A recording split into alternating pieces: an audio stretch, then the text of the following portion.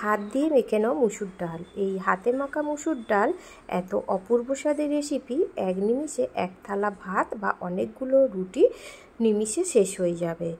মুসুর ডাল রান্নার জন্য সবার প্রথমে এখানে আমি 100 গ্রাম মুসুর ডালকে খুব ভালো করে ধুয়ে নিয়েছি 3 থেকে 4 বার।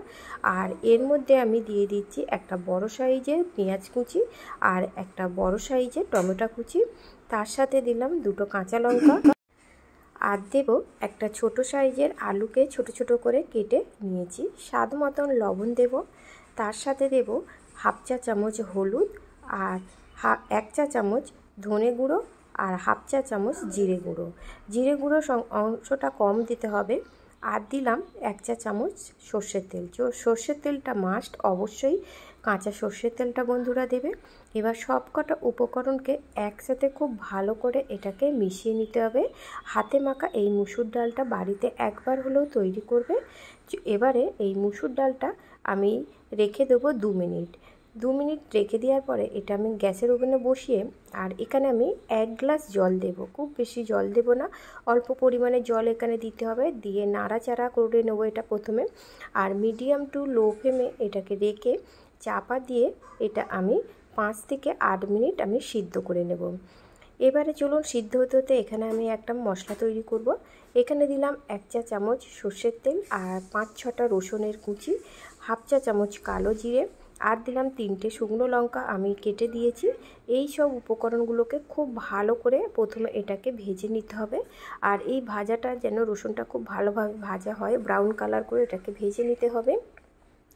এবারে চলুন দেখি যে ডালটা আমি বসিয়েছিলাম, ঢাকনাটা খুলে দেখিয়ে দিচ্ছি। ডালটা যখন অর্ধেক সিদ্ধ হয়ে যাবে সেই সময়ে প্রথমে আমি একটু নাড়াচাড়া করে নেব।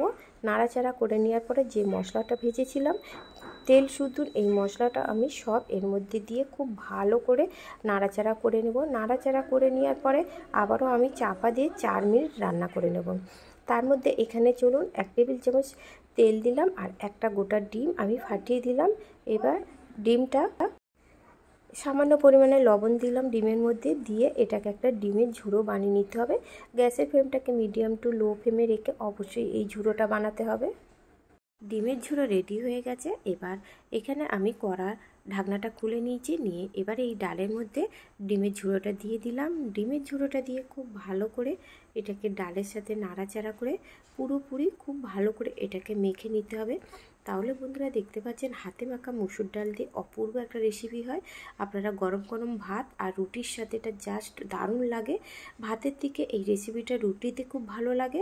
অবশ্যই বন্ধুরা এটা করে একবার বাড়িতে ট্রাই করবে। কেমন লাগলো আমাকে অবশ্যই জানাবে। আর কিছুটা ওপরে আমি ডিম রেখে দিয়েছিলাম, ডিমের ঝুড়ো দিয়ে দিলাম। ভালো লাগলে চ্যানেলটি সাবস্ক্রাইব করবেন। ভালো থাকবেন, সুস্থ থাকবেন।